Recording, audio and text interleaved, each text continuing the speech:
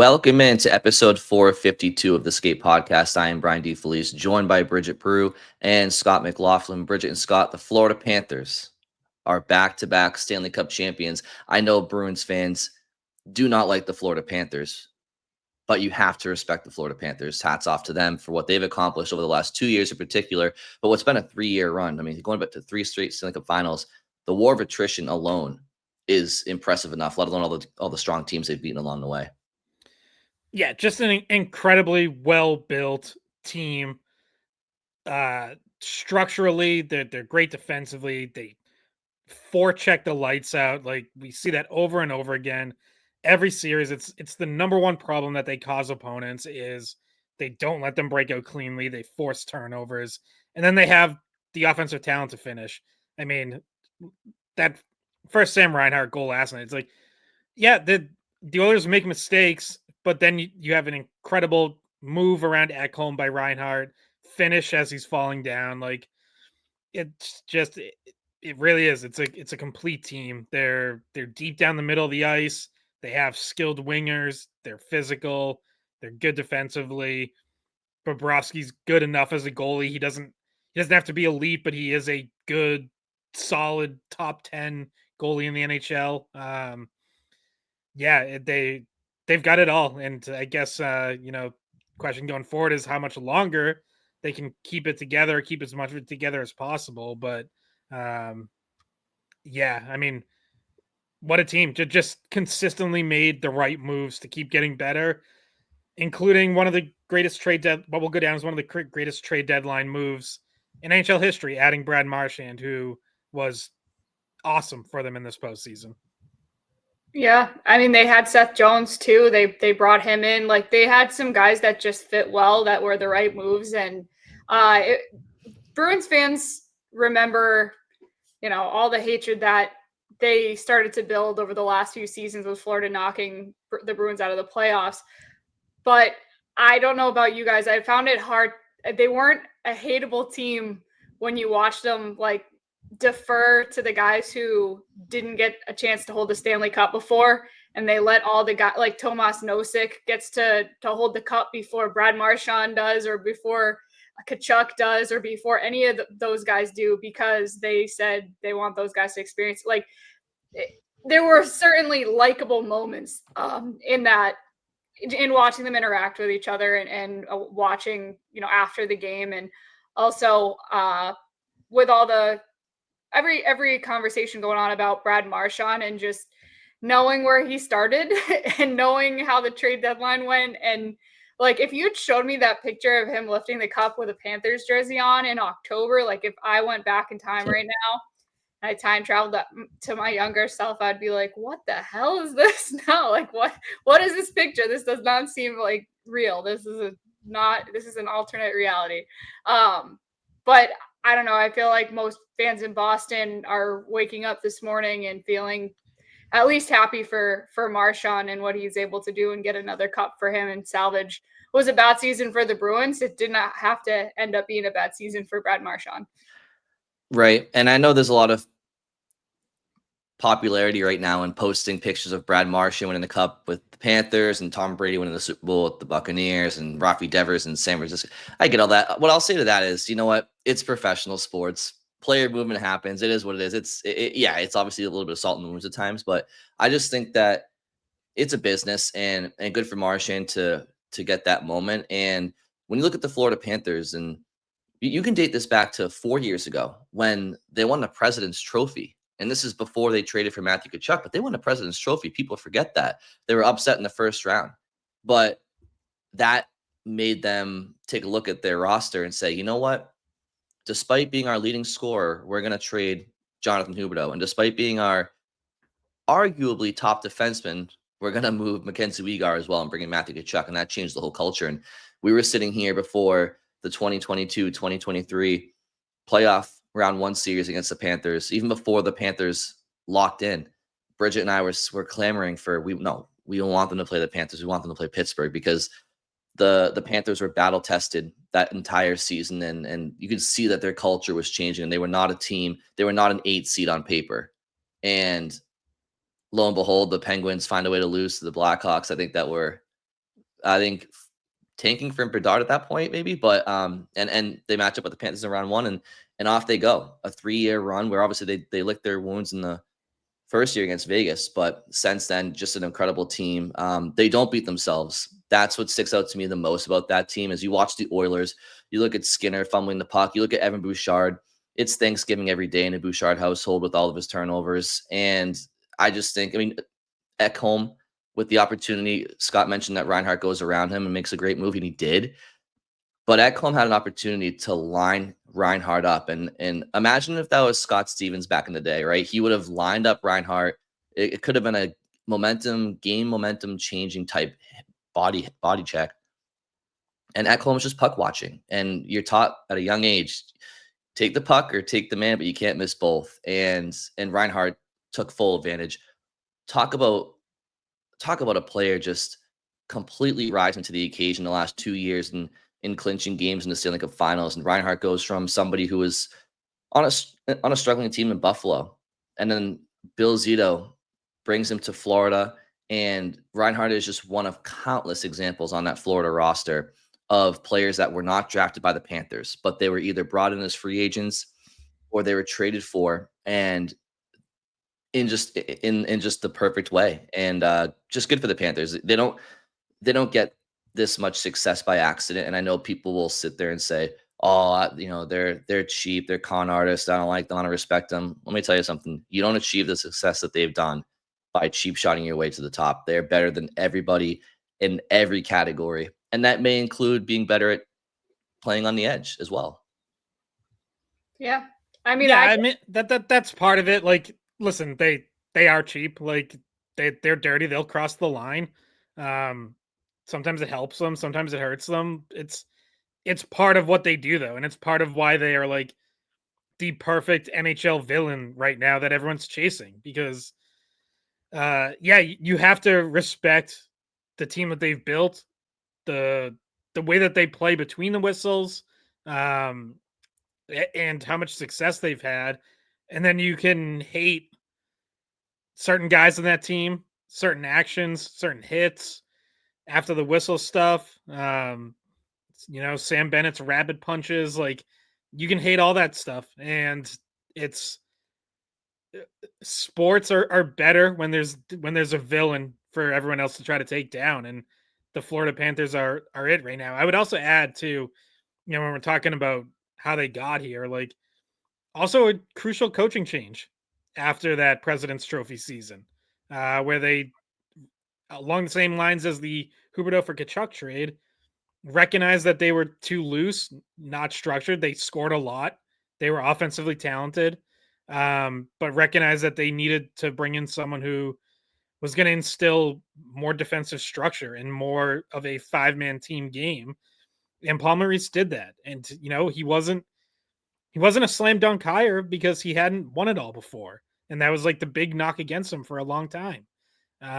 But they knew what he could bring, and he ended up being the perfect coach for this group. Again, as much as people around here or fans of other teams might like to hate Paul Maurice and the way he talks during his press conferences and all that stuff. But no question, he's been a big part of it as well.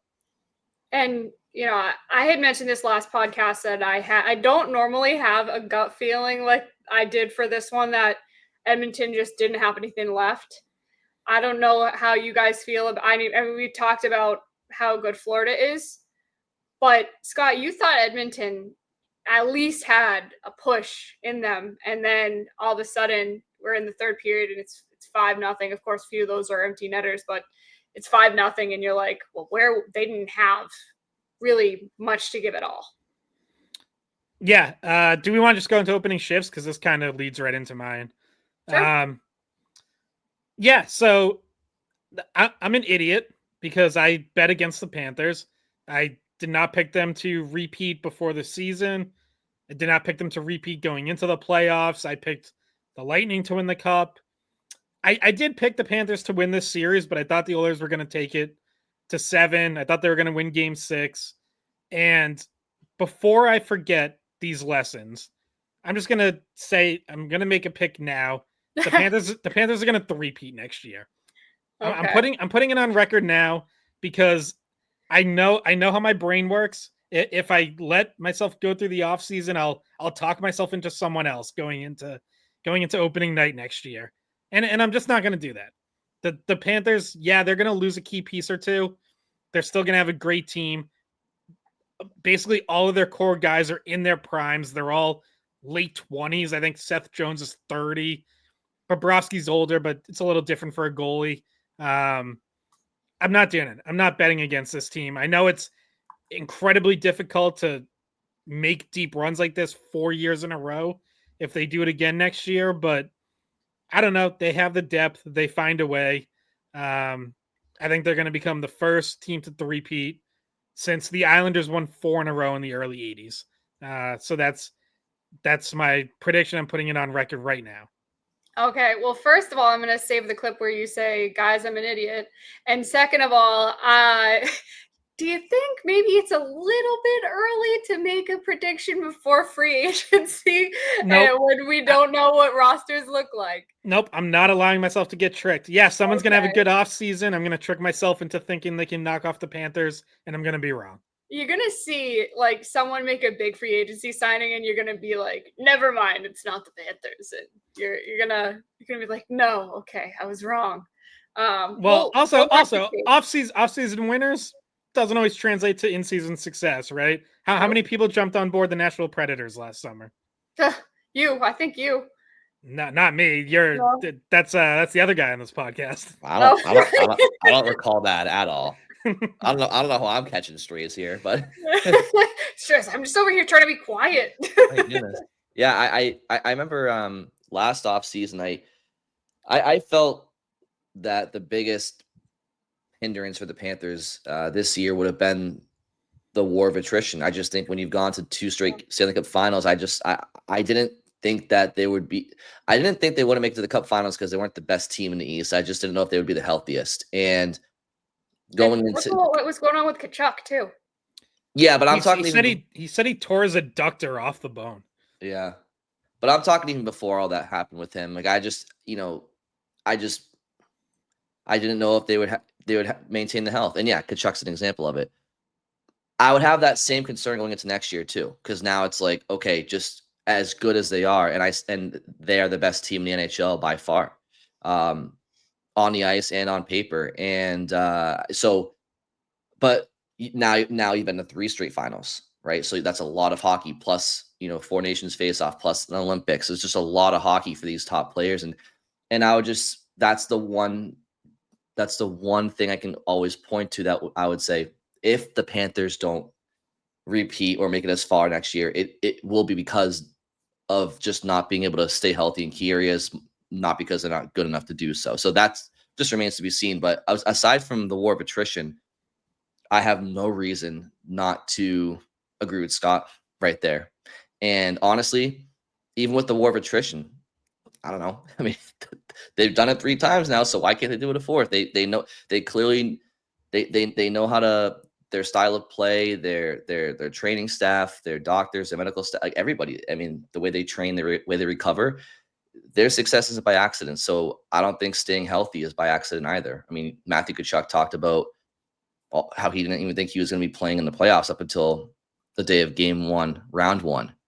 He doesn't miss a game in the playoffs, and he attributes that to the medical staff and the trainer. So organization top down, they're the champs. So why not? Why can't they do it a 3rd time next year? Well, I want to ask you guys this question, then I'll get to my opening shift. Do you think they do it without Brad Marchand? I mean, yeah, I think just if I had to give an answer right now, I'd say yes, because I don't know if he'd be prioritized over Ekblad and Bennett. And I don't know if they're trying to lock up both of those guys on hometown deals. I don't know.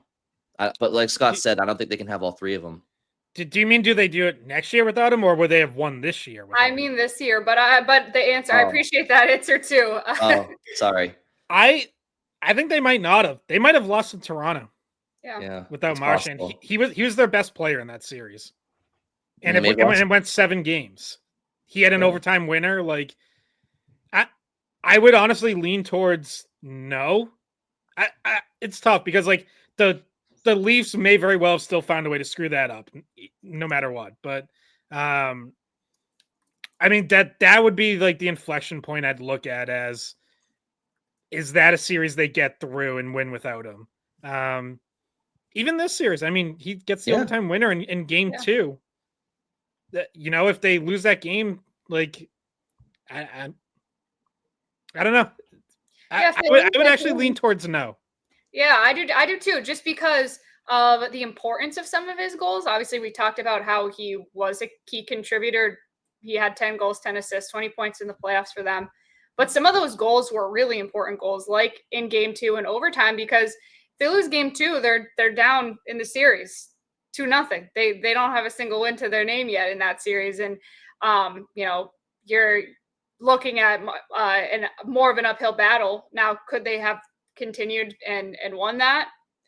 Maybe, but you're definitely in a different mental mind space than when you come back to your home rink and the series is tied. And then, like Scott mentioned, the Toronto series, Brad Marchand is the perfect person to add to your team if you are facing Toronto. So him or Pastrnak too. They both have been good in their careers against Toronto. Hopefully Pastrnak never shakes free, but yeah.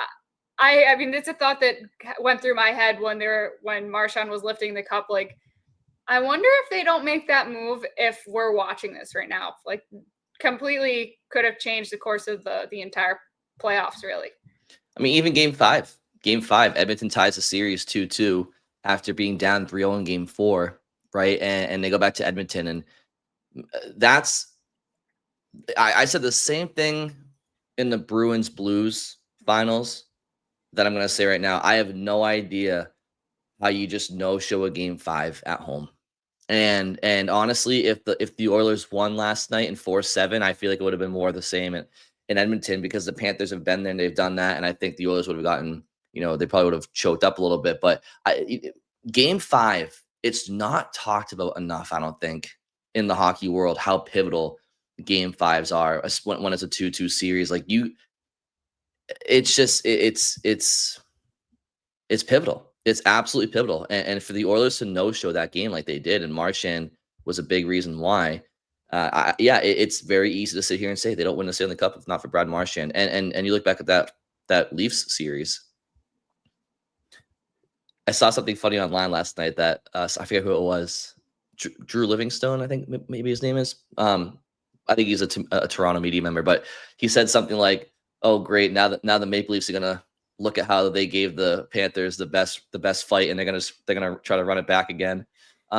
But yeah, the Leafs did have Florida on the brink. They're up 2-0, and I think they maybe even had a lead in game 3. So yeah, I mean, Marchand was imperative in that second round series and certainly the finals. Sam Bennett gets the Conn Smythe, but Brad Marchand, I bet Brad Marchand second there, probably.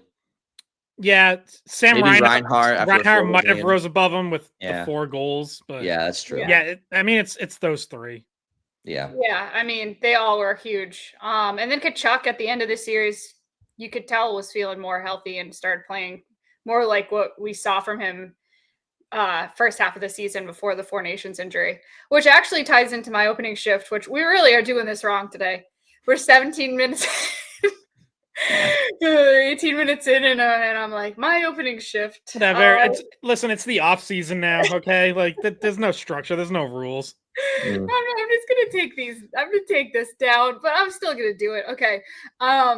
So tying it into Four Nation, Matt Tkachuk, Connor McDavid. Last episode we talked about some of the European teams that put out their first 6 players on their 2026 Olympic rosters, and which included the Czech Republic, which had both Zacha and Pastrnak. But so far, that was just the only 2 Bruins players that had been announced to those top 6 rosters, which there's obviously going to be more Bruins players throughout, but the final rosters for the Olympics, I don't think they're even finalized until January or right around that time. It's much I think December I saw. It's much closer to the actual Olympics, which are in February 2026. But we got USA and Canada's, as well as France's and Denmark's, I think, were the and Slovakia. So I'll go through some of the notable guys just because especially I'll start with what people want to know, which is US and Canada if they haven't seen it. Team USA's first 6 are both the Kachucks, Austin Matthews, Quinn Hughes, Jack Eichel, and Charlie McAvoy, which Charlie McAvoy was part of USA's first 6 for 4 Nations, I believe, as well. Yeah, it's five of the 6 are the same. It's Brady Tkachuk replacing Adam Fox, who obviously struggled in 4 Nations and probably has an uphill fight to make the team, period, for the Olympics. Yeah, so a little bit of a change there, a little bit of a change in Team Canada as well. Most of this is really not a surprise when you have Connor McDavid, Sidney Crosby, Nathan McKinnon, Cale Makar, obviously locks, and then Sam Reinhart and Braden Point, which Marchand was part of their last for the 4 Nations, their announcement for their first 6, but we assume he's still. It's Reinhart in for Marchand, but yeah, you gotta imagine Marchand's on the right side of the bubble after this postseason. You would think. I mean, he's had a great because I know like after 4 Nations there was among Canada fans there was kind of some talk that Marchand's probably not on the Olympic team. Like a lot of Canada fans felt like he kind of didn't really keep up with the pace of 4 Nations. But I think it's clear that like he's gotten healthier since then, and what he just did in the playoffs. I mean, like how can you not take him for big games? Also, if it's between him and literally any of those guys that were like fill-in guys, like the bubble guys that almost made the team, but they were like reserves almost, the call, they would have gotten the first call. Like, would you rather have them or would you rather have Brad Marchand, who is a great motivator and he's clutch, and he even just in the room seems like he could be helpful just as a veteran presence. Not that they're lacking veteran presences on this roster, but we had heard even during 4 Nations how vocal he was on that team and how, he was bringing levity to that team and what have you. So he's just probably, I lean towards he's back on this Canadian team. By the way, that actually brings up another angle worth mentioning with Marchand going down to Florida and helping them win the Stanley Cup. I want to make this clear. I'm not saying he was a bad captain for the Bruins or anything, because I don't think he was. But being a support guy, and I don't just mean in the lineup, but I mean in terms of leadership, being the guy who can just kind of come in and keep things loose, be the comic relief, like joke around with guys, suits him so much better than being the captain who, yes, can still do some of that, but also needs to be serious sometimes and like needs to get guys on track and sometimes be tough on guys. Like the role he played for Canada, the role he played for Florida, the role he played most of his career in Boston in that kind of support role to leaders above him. I just think it suits him so much better. And that's not to say that he didn't try to be a great captain. I think he did. And I actually do genuinely think he was mostly a good captain. It just doesn't come naturally to him. This is what comes naturally to him. Yeah, I couldn't agree more, Scott. I think Marchand was the captain in Boston the last couple of years out of necessity. But I think in a perfect world, it's kind of similar to, Elias Lindholm not being a true 1C, but in Boston he is, like, because it's the only, or Pavel Zacha, or the year before Charlie Coyle and Pavel Zacha. Like, Coyle's not a 1C, but he was that year, or a 2, whatever he was. I think Marchand in a locker room that has the proper depth and personalities and leadership, I think that he's probably, he's better suited to be an assistant captain than he is the guy. And that's not a knock. As you said, a lot of it's personality driven. Like, his personality thrives in being that friend, that jokester that can pull you aside and say, hey, get in line. Whereas captains tend to be a little bit more serious by nature, a little bit more quiet or vocal when they need to be. But I agree with you. It's not a knock on his. It's more speaking to just his natural charisma than it is anything else. But yeah, so Scott, I wanted to get to you tweeted out the schedule for the Olympics in Yeah, that came out 2026. too. Yep. So Scott, I'll just read your tweet. You say U.S. men's group stage games will all be held at 3:10 Eastern Standard Time. 2 of them on the weekend, and the gold medal game is 8:10 a.m. But those 3 round robin games, they're against Latvia, Denmark, and Germany. So I think that all of those programs are rising programs, especially when you talk about how they were the last time NHL players had participation in the Olympics. I think Latvia is an improved program. Germany, certainly with Leon Draisaitl and Tim Stitzel and Maurice Seider and others. And then who was the third team? Denmark, like they're improving too. But if we're There's talking, some guys. I didn't realize that Ehlers was Danish, and I didn't realize that Eller was Danish. Well, they just speaking of Denmark, I mean, albeit it wasn't a full Canada lineup, but they upset Team Canada at Worlds. And again, that wasn't the full Canada lineup, but it's still an impressive feat. That said, when you look at the big 4, right? Obviously, there's no Russian participation in the Olympics in 2026, but when you look at Canada, US, Finland, Sweden, of those 4 teams, I think the US probably has the easier. I would throw the Czechs in there too. That they might actually have a better team than Finland, at least on paper. Okay, yeah. I mean, fair. I mean, yeah, sure. That's debatable, but either way, like historically, the big 4, right? So I think that the U.S. has the easier round robin, and honestly, throwing Czech. So let's say of those 5 teams, I think the U.S. does have the easier round robin because the Finns and the Swedes have to play each other, and Canada does play the Czechs, and vice versa, and they also play the Swiss, which is a they have some good NHL players too, right? So anyway, it's going to be a fun tournament, and Swiss just got to the gold medal game at Worlds. Yeah, I mean Roman Josi, they have Kevin Fiala in with the Kings. I mean they have plenty of players. I mean, so a lot of NHL players. Yeah. So it'll be a fun tournament to discuss.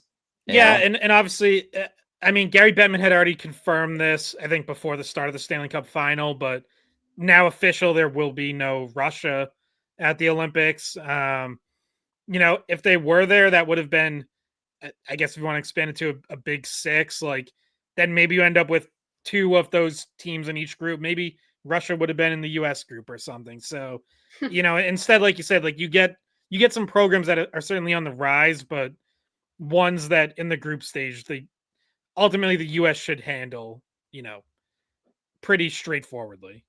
So there are games at 3:10 here, 9:10 in Italy. Yeah. Man, if I end up going, which I'm leaning towards going, that's going to be some late nights for me. I don't want to be up that late. Normally, I mean, finally, it's one of like an Olympics that I could actually go to, and it's one that like has reasonably timed air times here. Whereas like the one in Sochi was so like I was watching hockey at 3 a.m. but U.S. time, and like that was unfortunate because obviously because hockey is so big in Russia, they kind of defaulted to put it in prime time in Russia, and like then whatever time it's going to be here. Whereas this one, I think they are gearing it more towards like USA and Canada games are going to be at good times for USA and Canada TV. Yeah, which makes because sense. Obviously hockey is not huge in Italy. It's not going to be the most popular sport on the ground there. No, they have a team as the host. So they will have both the men's and a women's team playing hockey in this tournament. But yeah, okay, those are going to be some late nights for Bridget if she goes out there. Little fun fact about the Italians, by the way, they use frozen meatballs as stick handling balls before their games in the hallway. No, no need to be racist on this podcast. You want another? I'm Italian. Want another? I don't look it, but I am. Want another fun fact about Italian hockey? I believe in the 80s, it might even be the only time Italy qualified for the Olympics. A player from Billerica, Mass, Mark Mastrullo, played on the team. Had Italian citizenship, like through his parents or grandparents.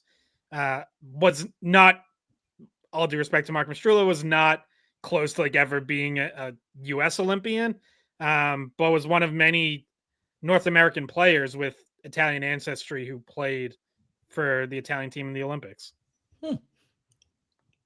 The things we learn on this podcast, Bridget. The things we learn. Well, it's making me think. Yeah, like a lot of times the host nations, if they're not good at hockey, they like to try to grab just people of Italian heritage or Chinese heritage. Like there's a few Americans, more than a few Americans, that were playing for the Korean team and the Chinese team when they hosted the Winter Olympics. So I guess that does make sense if you're trying to grab some Italians. I don't know how far removed you have to be, like how many generations you have to be like close.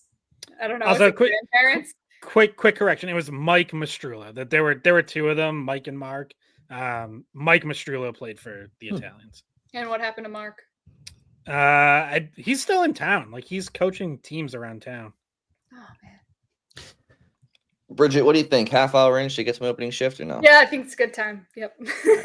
We could forego the opening shift part. We could just talk about it. So here we go. There you go. Thank you. Much appreciated. The banner's up for those that are not watching on YouTube. So of course, with the Stanley Cup Finals coming to an end, it unofficially begins the start of the 2025-2026 off season. And guys, I got to be honest. Now that we're a couple of weeks away from the draft, I'm starting to get nervous that the Bruins are going to fuck this up somehow. And what I mean specifically is that they're going to do something stupid with number 7 and potentially trade it in a hockey trade that isn't what we've discussed in the past, right? Like we've talked about the possibility of them moving on from their pick to maybe get a top forward talent for the Bruins that would be in their prime, that was still in their their mid-20s, right? Like a Marty Natchez, for example, right? Like we talked about Pettersson too. Pettersson, Natchez, stuff like that, where you can make the argument because it's a forward, it's a position for position swap. Because ideally, we think the Bruins are drafting a forward, right? So it's easy to kind of look at it and say, hey, the Bruins, do we think that if they draft a forward at number 7 in 2025, that he ends up being better than Marty Natchez or Elias Pettersson or something like that, right? It's an easier conversation to have, right? But Jimmy Murphy of RG Media, he put out an article this morning, and Jimmy has a podcast with Pierre McGuire as well. And so we all know how plugged in Pierre is around the league, and I'm sure Jimmy hears things from Pierre as well. But he basically wrote an article, and I've seen, I don't know if you guys have seen, but the Bruins, JG Pajot's name was put out there last week. Just the offseason's full of rumors. Who knows what to believe, right? And then, but I saw something that the Bruins were interested in potentially acquiring JG Pajot, but I had no idea that it potentially could be including the 7th overall pick, because that's why would that be the case? But Jimmy put out an article that basically there's rumors and speculation, and there's an unnamed NHL source that's feeding RG Media that that the Bruins and the Islanders have been in talks and potentially involving the Bruins number 7 overall pick. And the article talks about the article ranges from everything. It ranges from the Bruins potentially trying to trade up to get number 1. And that would include probably number 7 overall. It would probably include a top 6 forward and a top 4 defenseman off the Boston roster to even get that. And and the article mentions that the Bruins probably aren't willing to pay that price. So the article ranges from the Bruins potentially moving up from 7 to 1 to the Islanders getting 7 from Boston, which means the Islanders would have 1 and 7, and then the Bruins would probably get like a Noah Dobson or maybe like a Noah Dobson, JG Pajot package, like something like that. It was, and in any event, I see that, and I can't help but think to myself, like, that's not the deal I want the Bruins doing if they're gonna move number 7 for an NHL player. And hypothetically, Noah Dobson, right? 25-year-old right shot defenseman. He's a power play specialist for Boston if he was here. when I say specialist, I mean he excels at the power play as well as 5-on-5, but he's a really good power play guy. He has a 70-point season to his name in the NHL. He's a defenseman. So he's young, he's 25, he's in his prime. But I just have a tougher time parting with number 7 and not at least receiving a young forward prospect back. Like with number 7, I either not prospect, forward, NHL forward back.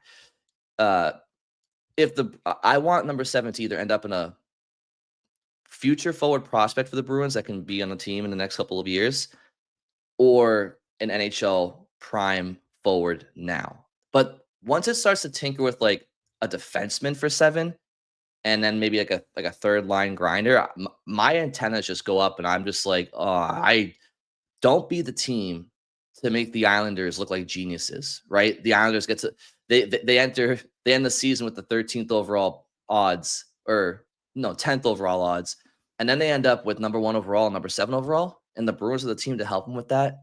And yeah, maybe you get a Dobson out of it, but it just sounds.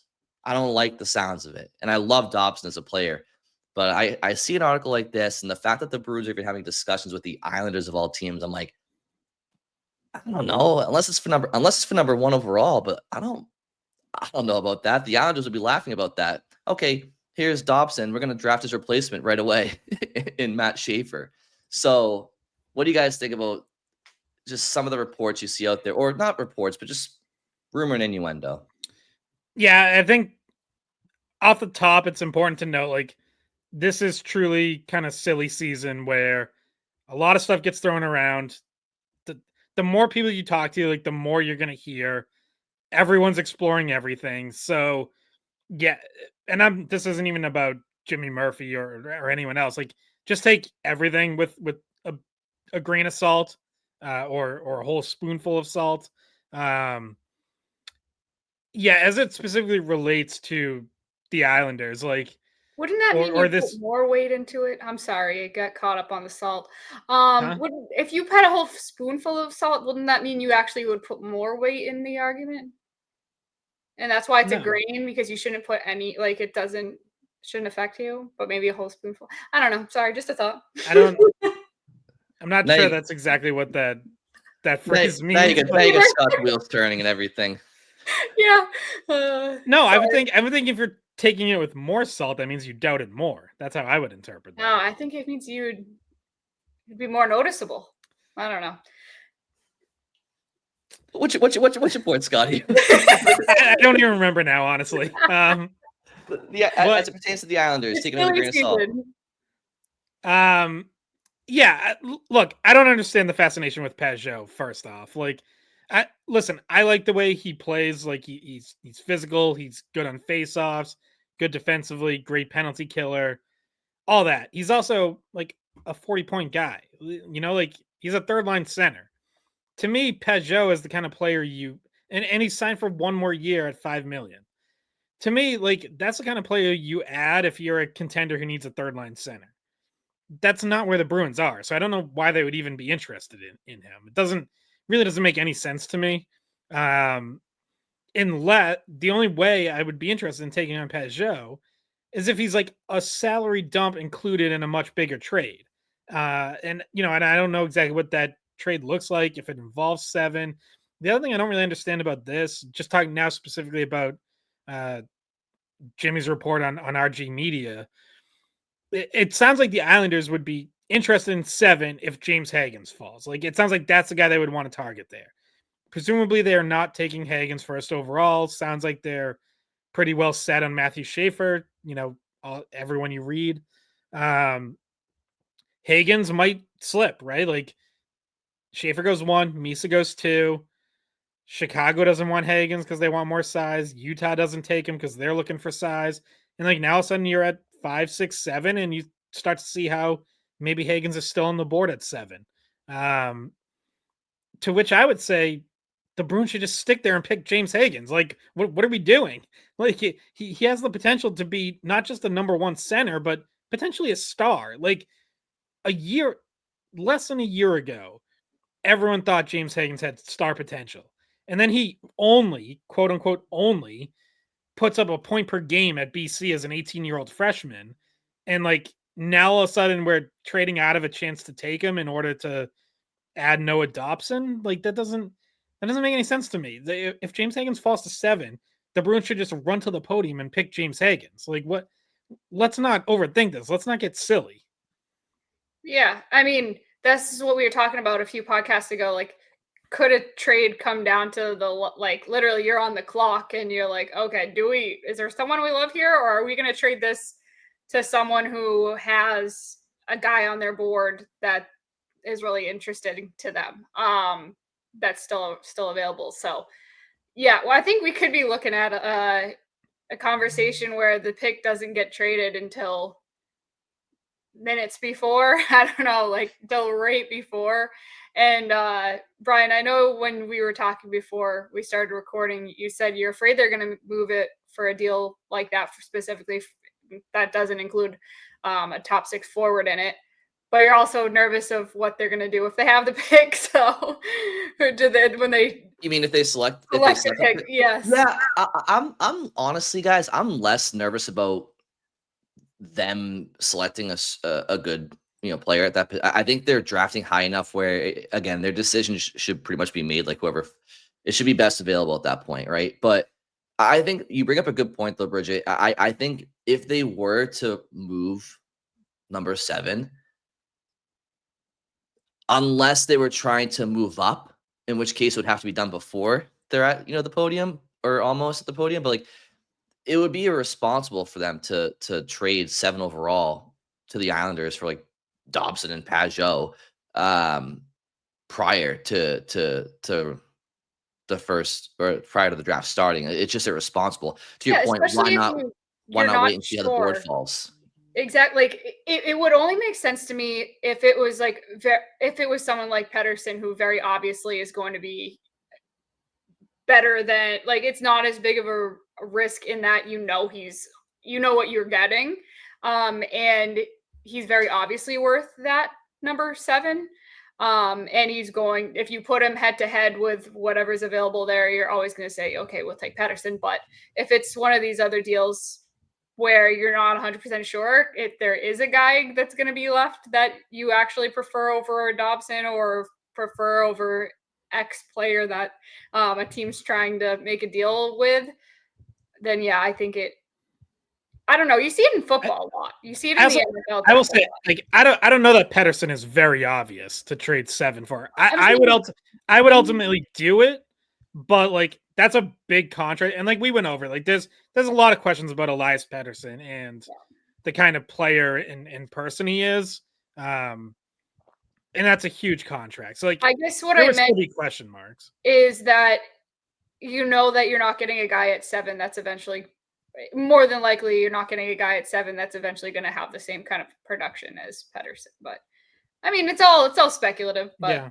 yeah. So I mean, anyway, at the end of the day, like, I'm just the article, whether there's a lot of smoke to it or not, maybe it's just the Bruins just doing their diligence and just having conversations with people as they should, right? But I guess it just opens the door for me to just be nervous that they somehow do something stupid because they just really want to improve the NHL roster right now. And like, yeah, Dobson and Pajot would improve your NHL roster right now. But like, again, I wouldn't. I know Dobson's a great defenseman, offensive guy. He's only 25, and you can despite it being a different position, you can make the same argument that I make for Natchez or Pettersson. But we don't know if number 7 overall is going to be a better forward than Natchez or Pettersson. We don't know if number 7 overall is going to be ever hit 70 points like Noah Dobson did from the blue line. Like there's you can play that game every way, but I just feel like unless you're kind of getting an NHL forward that really has star power, like a Pettersson or a Natchez, that also has youth, 25, 26 years old, I really don't want to move that 7 overall pick unless they're trying to move up. And Scott, I don't know if you read the article, but like that was a possibility too. Like the Bruins want to try to move up to 1 as well. It's just, would they be willing to pay that price? And so, and obviously it takes 2 to tango, right? So imagine. I expect the unexpected these days, but that would be a pretty wild. Can I just? This is obviously zero reporting to this. I want to make that clear. Throw out a trade that ran through my head as I was reading this. That I'm curious if you guys would make. To the Bruins, number 1 overall and Noah Dobson. To the Islanders, number 7 overall and Charlie McAvoy. Yeah. Yeah. I would do that in a heartbeat. And think like I could see, I can hear the pushback of like, why would the Islanders do that? Well, the Islanders could do it because of contractual reasons. Charlie McAvoy is already signed long term at what should age as a pretty good contract, having him under $10 million a year. Noah Dobson needs a new contract. He's a restricted free agent. If it's a long term deal, it might be for over $10 million a year. So they might be hesitant to give Dobson that. He might not want to commit to them long term. Like so that there are. I don't know if it would be possible. I don't know if either team would do it, but it ran through my head as an option. I'm not doing that. Well, if you're what? I'm the Islanders. I'm not doing that. What if you're not sure that you can sign Dobson long term? Find out. I don't know. You have to be pretty sure that he's. I mean, that they're trying to find out. Like they've been talking to him all year, and it's not done yet. RFA. So Scott, just to reiterate, you said to Boston, number 1 overall and Noah Dobson. To the Islanders for 7 and McAvoy. Mm-hmm. So even if we called McAvoy and Dobson a wash, the Islanders are they're just losing draft positioning in that situation. But if you're asking if I would do it, like, okay, so what we're really talking about right now is kind of the Bruins have Dobson and maybe Michael Misa, and the Islanders have McAvoy and maybe like a Jake O'Brien or something. I think it's too easy to make the argument that Dobson and McAvoy just wash out and now Boston's just left with the higher of the draft picks. But that's kind of why I would definitely do it if I'm the Bruins. But yeah, anyway. I think, and it's tough too because like, Dobson has had the better season recently. His 70-point year was 2 seasons ago. I do think generally around the league, I think McAvoy is still viewed as a better defenseman when he's playing up to his ability. I would agree with that, yeah. But yeah, I mean, maybe the Bruins have to throw in something else. Like, I don't know. But it just...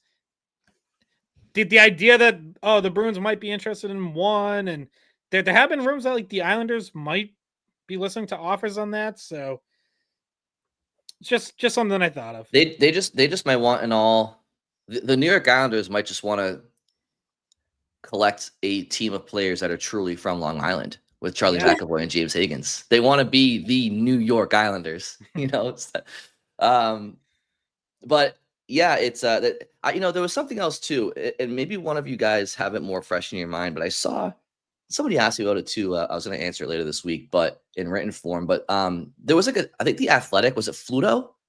Did Fluto put out the idea of the Bruins potentially maybe trading a couple of roster players down, like I think it was like maybe like Zaka and Husnudinov to Vancouver for 15 overall or something, and then the Bruins have 7 and 15, and maybe they can package those or keep both of those. And forgive me if my details are. I know you would not make that, Brian. You know what? I don't want to say it out loud, but I think I would. But or maybe not. I mean, like I'd have to think about it, to be honest. I still have to think about it. But did I get the details right? I was kind of going off. Is Kuzi's door closed? Did he hear that? What? Yeah. Did he hear that across the apartment? No, he went for a walk. There's a track nearby. I would have dare said if he was around. But no, Wally is making eggs in the kitchen though, so he's probably hearing all of this. But what did you see? Did I get those details right? I know what you're talking about. I was trying to pull it up, find it. But yeah, it was something along those lines because they did and Hoglander, whatever his name is from Vancouver. Yeah, they did like a staff mock draft, and I think they had the writers from each team, make the picks or make moves. So that was it was a deal. I'm pretty sure it was Fluto, and then I think Thomas Drance was the Vancouver writer who basically agreed to it. But for some reason, I can't find this on the Athletics homepage, so I'm not I gonna. think it was, and again, I'll look it up while we're recording, but I think it was Zacha and Husnudinov to Vancouver for 15 overall, and I'm blanking on his first name, but I think it's Hoglander over in Vancouver. So like that would be like an NHL roster player to help mitigate the loss of Zacha, and most notably. But in any event, I know Scott's looking it up. Bridget, what are your initial thoughts on that? I don't know if I have a higher value on Zacha than other people, but I don't like that piece being involved because you're trying to figure out your top six and you've already traded away some of them at the trade deadline, and you're now like we're trying to find top six pieces to add, not subtract. So, and not for 15, right? Like for 50, to me that's not high enough. Well, you never know, because like you could see someone like a Roger McQueen fall to 15, and maybe now you're taking a risk on him there, but you're also getting 7, or maybe you're packaging 15 and 7 to go to 1 or something. Like there's a lot of flexibility there. But I generally agree that if you're getting rid of Zacha in particular, even though Hoglander's an NHL guy too, but like it would be more of a potential longer term move than an immediate, which I feel like the Bruins are trying to do something more immediately for their NHL roster. But Yes. Yeah, so I found it. The trade was, Brian, you were spot on. So Bruins get 15 overall and Niels Hoglander. Canucks get Pavel Zacha and Marat Husnudinov. I would do this. I like if that gets you 15 and gets you another first round pick. Yeah, I mean, in this case, it has them taking Jackson Smith. You could also see players like, if you look up front, like Carter Bear or Victor Eklund, Braden Coots might be available here. Lyndon Lakovich, Cole Reshny. Like I like a lot of these players. Some of them are centers, some wings.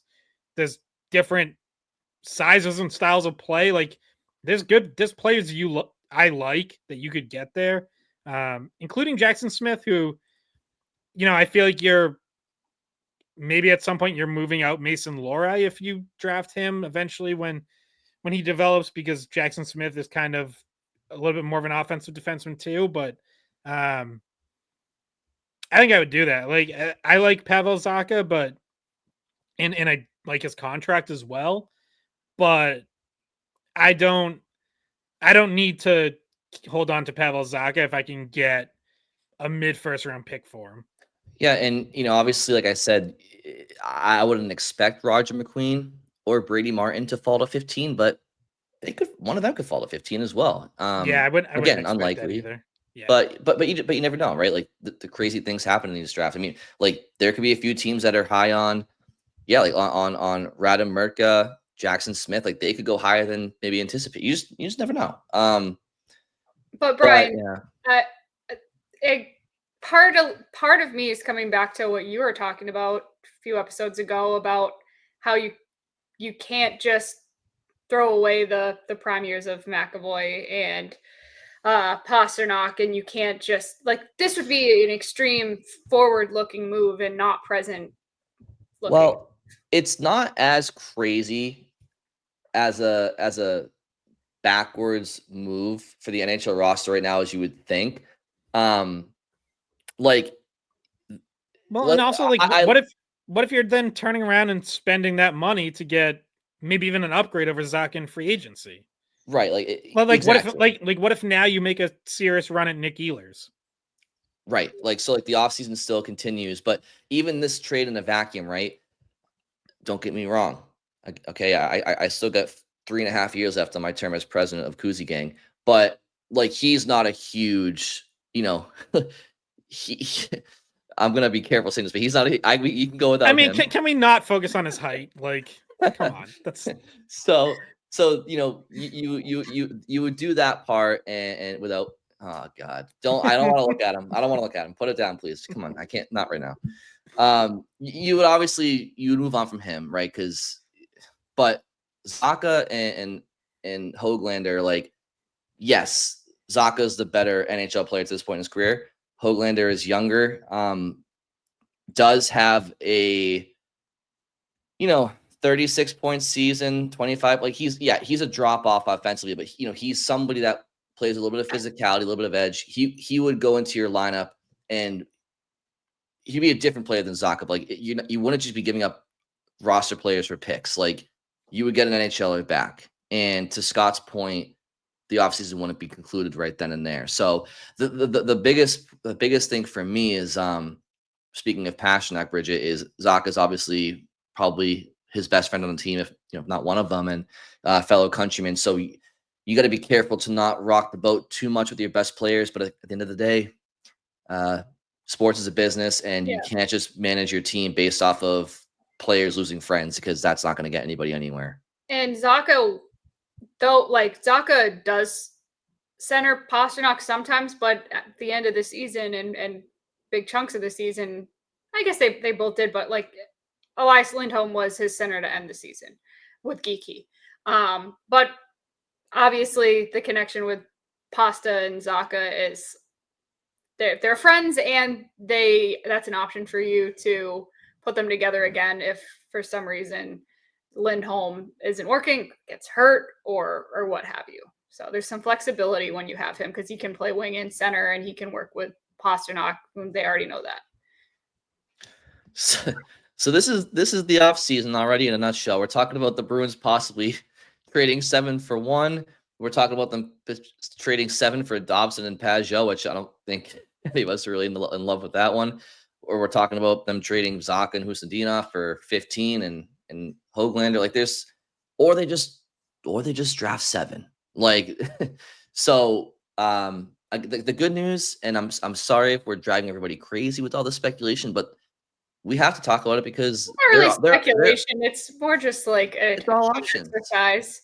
Yeah, but they're all options, and we see these things out there. We have to talk about them. The good news, guys and listeners, is that the draft is only 9 days away at this point. So we will get these answers soon enough, and it will no longer be speculating on the future. It'll be analyzing the past, which I'm looking forward to. Yeah, June 27th is day 1 of the draft. So it's a Friday, not this upcoming Friday, but the following Friday. So mark your calendars. And we're going to do another mock draft before that, right? The episode before that? Yeah. Okay. So we'll go at least through the Bruins pick at 7 overall. I don't think we're going to do the whole first round or anything crazy. No.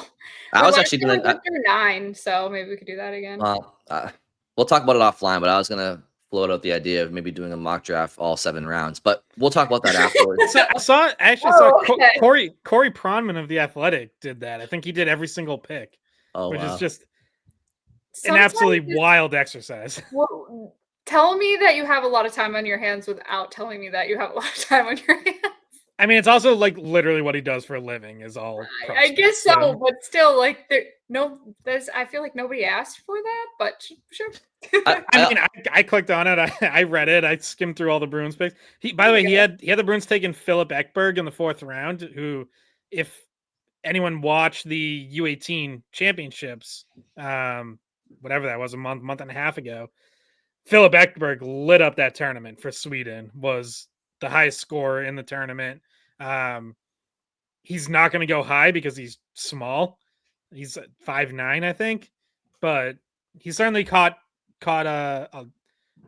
a lot of attention with his performance in that tournament. So I take it back. Scott was the audience for this article. He was up in there getting his hopes up about the 4th round. I'll also shout out our guy Chris Peters, friend of the pod, put out his final top 100 ranking this week over on Flow Hockey. Of note, I guess, for Bruins fans, had, I'd say that there's really no consensus, but had the top 6 that most people have with, I forget his exact order, but Schaefer, Misa, Hagens, Frundell, Denwyer, Porter Martone. And then he had Jake O'Brien 7. And I think he had McQueen 9 and Brady Martin 10, or maybe vice versa. He didn't have he wasn't high on McQueen when we talked to him. So if I it think was 9, that's higher than what he was. the biggest thing on McQueen is his back injuries or back injury and the small fracture he had. And he came back at the end of the season, which was encouraging. And he had a strong physical combine and says that he's 100% healthy. I think NHL teams believe him when he says that. And I'm sure they're encouraged by his testing. I think the question with him is, you can be 100% healthy, but what are the odds of what's the Re-injury. probability of re-injuring? You know what I mean? And I think that's still going to be a question. So I think people feel better about his health, but I think that's still going to be a question. But it's not because of his lack of size or skill that he's not going to go as high as people think. Also, like, one thing I'll say about McQueen, and I've been thinking this for a while, is everyone talks about how few number one centers there are in the NHL who are under 5'11. And that comes up in context of James Higgins, who measures in at 5'10 and a half. So technically he is just under that like magic cutoff line. It's like, it's like how 495 just So wait, are we allowed to be saying, separates how much snow you get? Are we allowed to be telling people like half inches now? Like when they ask how tall we are? Like I mean, I do on my dating profile. You do on your. I don't even think they can put it. I don't think there's an area. What are you writing down, Scott? On his dating profile, he's 6'5", actually. Yeah, 6'5" and a half. Yeah. No, but what I was getting at is, so people talk about that, how there aren't a lot of number one centers in the NHL under 5'11". True. What people don't talk about is there also are very few number one centers in the NHL who are 6'5" or taller. The list is basically Evgeny Malkin. Tage Thompson now plays more wing than center. If you want to include him, that's fine. But let's acknowledge he played more wing than center this past season. And there's reasons for that. Like, also look at faceoff percentages for centers who are 6'5" or taller. They have longer way to bend over and reach down. They tend to struggle on faceoffs. You don't find a lot of guys that tall who are over 50% on faceoffs. That is also a real thing, and I feel like it just consistently gets ignored because every team thinks they're going to find the unicorn.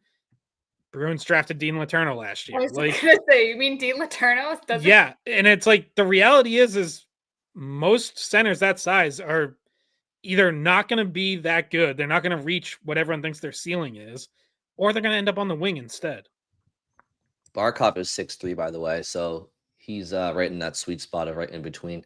He's the one that I wanted to look up in particular, but it's like 5'11" to 6'3" is the sweet spot. Yeah, I mean, hey. All right, so one thing I also wanted to say was somebody asked me recently how many people the Bruins talk to, interview, and I think this might be an interesting tidbit to know, just because it shows how extensive. I know people shit on the Bruins drafting and developing, but there's a lot of work that goes into it for all these teams.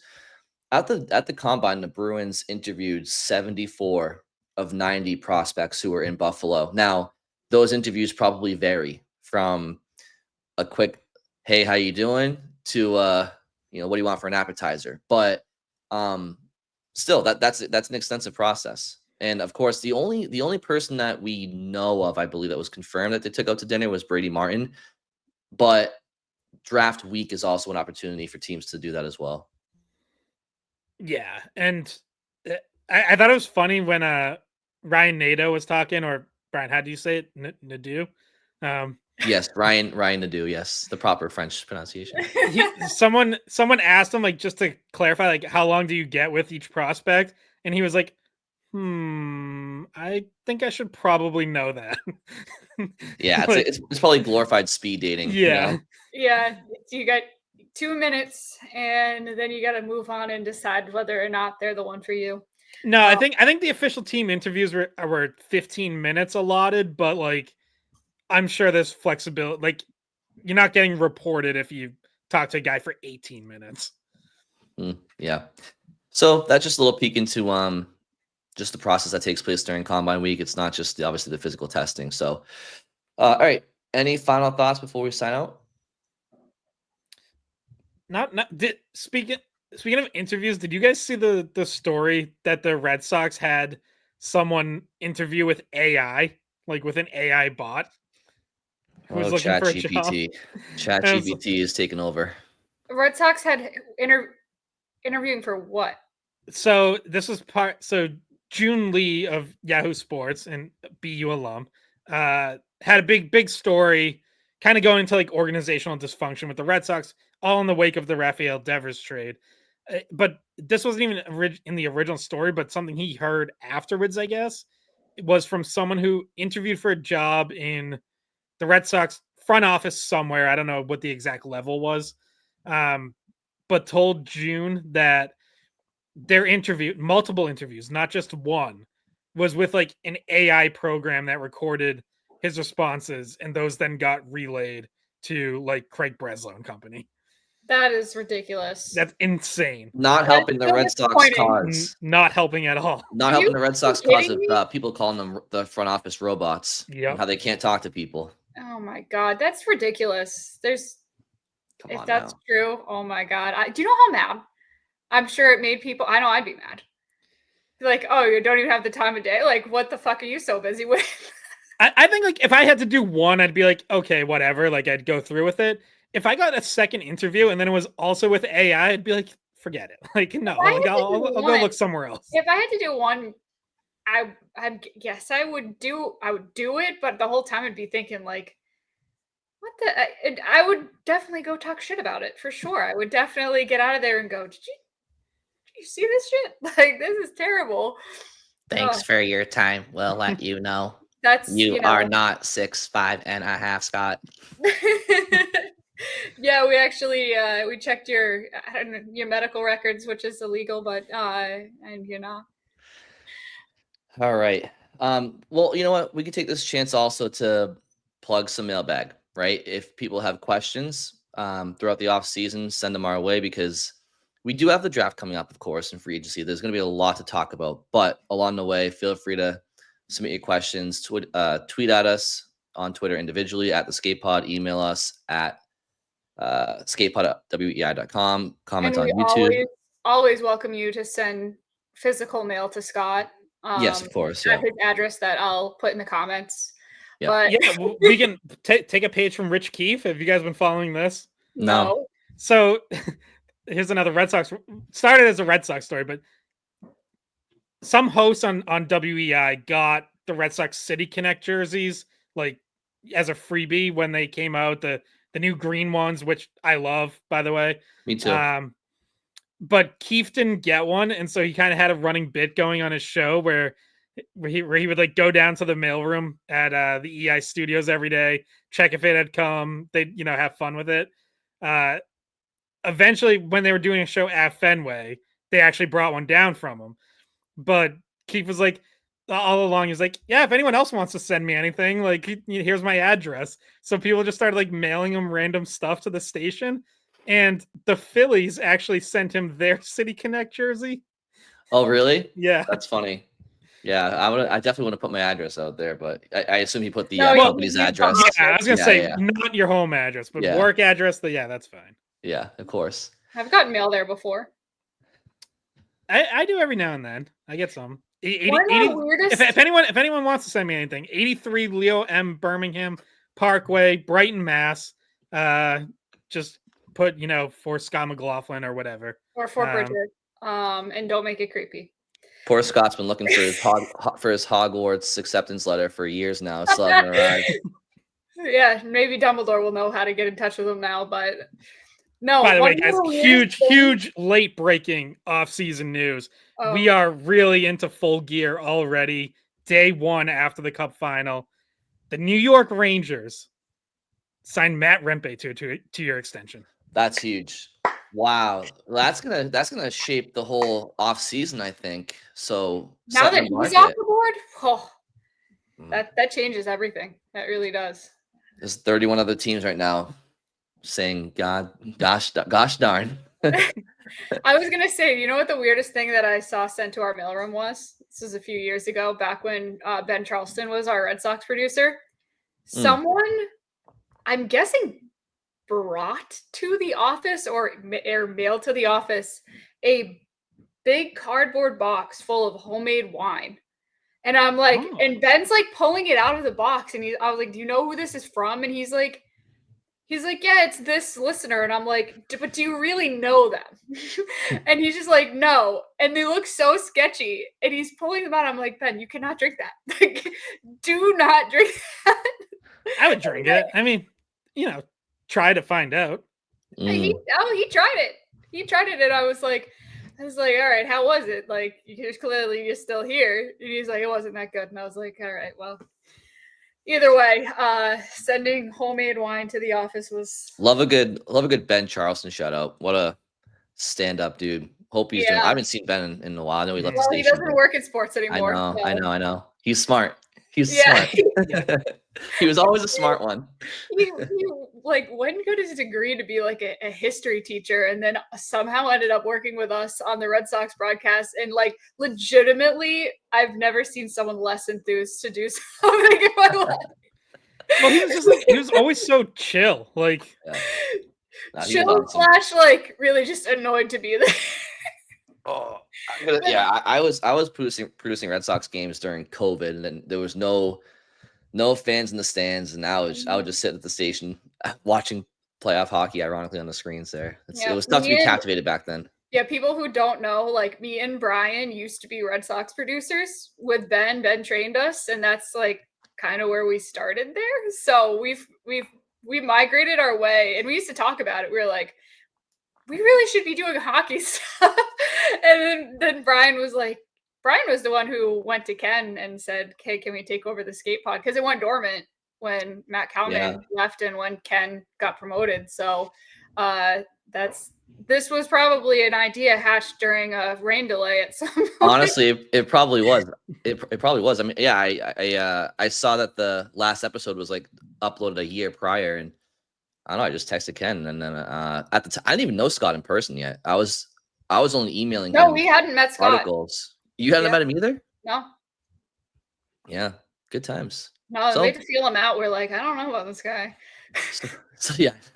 So thanks to the Red Sox, and maybe the skate pod crew wouldn't even be here right now. But in any event, if not for being bored at work, we wouldn't be doing this.